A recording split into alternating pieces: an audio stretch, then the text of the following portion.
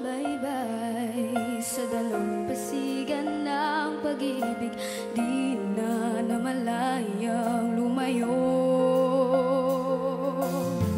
Nagsusungit ang hangin, nagtatampo ang kalangitan,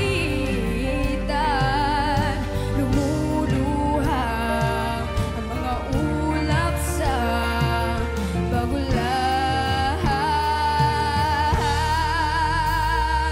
Sa rumaragasang alon, ikaw ang salbabida, di ba, di ba?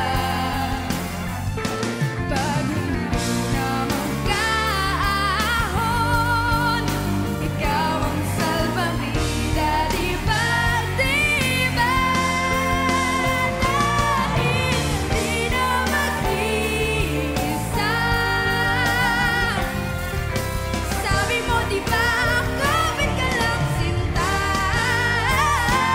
Salbabida, salbabida, salbabida,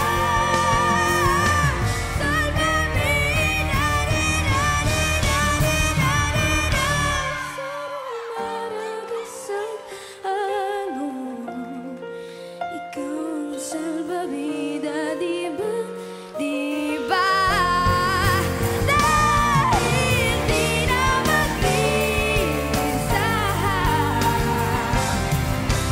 sabi mo di ba, kapit ka lang sinta.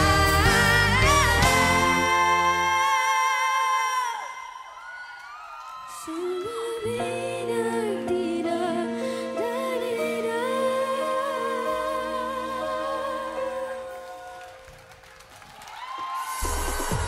Sean! Ganda ng kanta mo, Sean, at ang ganda ng pagkakakanta mo. Ito'y Phil-pop song na kinanta ni Ate Kyla. Ay, nako, napapanahon po ngayon ang salbabida talaga. At eto nga kaya, tanungin natin ang ating judges. Lumutang kaya ang performance mo sa kanila? Salbabida? Tanungin na natin, Ate Reg. Alam mo, lutang na lutang ang performance ni Sean. Bagamat hindi ako masyadong familiar with the song, nagustuhan ko pa rin yung performance. And natutuwa ako at masaya ako na napasali ka dito sa Grand Finals. Congratulations. Thank you po. Thank you, Ate Reg. JK, Kuya JK.